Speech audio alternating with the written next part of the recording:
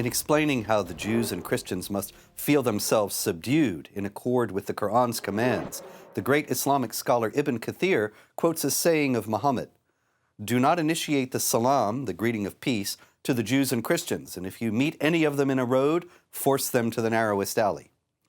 Ibn Kathir then goes on to outline the notorious and almost certainly legendary Pact of Umar, which was an agreement made according to Islamic tradition between the Caliph Umar, who ruled the Muslims from 634 to 644 AD, and a Christian community.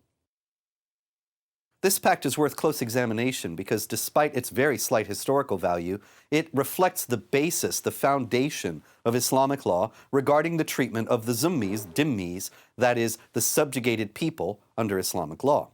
With remarkably little variation throughout Islamic history, wherever and whenever Islamic law has been strictly enforced, this is generally how non-Muslims have been treated. Working from the full text, as Ibn Kathir has it, here are the conditions the Christians accept in return for what it terms safety for ourselves, children, property, and followers of our religion.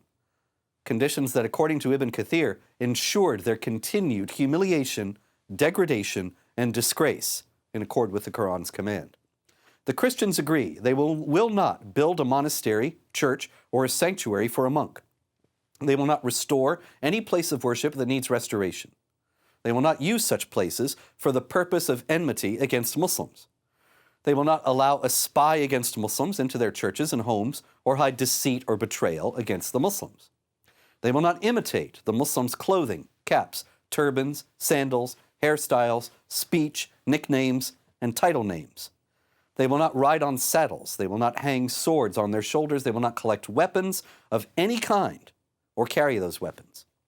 They will not encrypt their stamps in Arabic. They will not sell liquor. You may recall Christians in Iraq over the last few years ran afoul of Muslims violently reasserting that rule. They will not teach their children the Quran. They will not publicize practices of shirk, that is, associating partners with Allah in worship, that is, regarding Jesus as the Son of God. In other words, Christians and other non-Muslim, all of their religious practice must be private, if not furtive. Christians agreed not to build crosses on the outside of their churches, demonstrating them, putting their books in public or in Muslim fairways and markets. Again, Christian worship must not be public, where Muslims can see it and become annoyed.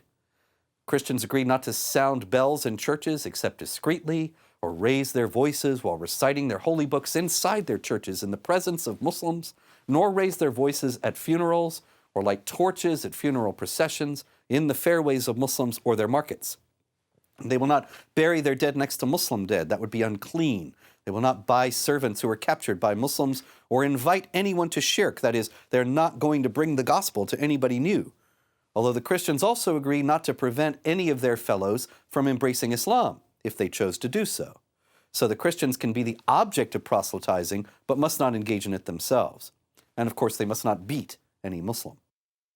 Meanwhile, the Christians will allow Muslims to rest in their churches, whether they come by day or night, open the doors of their houses of worship for the wayfarer and passerby, provide board and food for those Muslims who come as guests for 3 days, respect Muslims, move from the places they sit in if they choose to sit in them, like shades of the old Jim Crow South, have the front of their hair cut, wear their customary clothes wherever they are, wear belts around their waist. These rules are so that a Muslim can recognize that a non-Muslim is coming and doesn't make the mistake of greeting him with Assalamu alaikum, peace be upon you, which is the Muslim greeting reserved only for a fellow Muslim.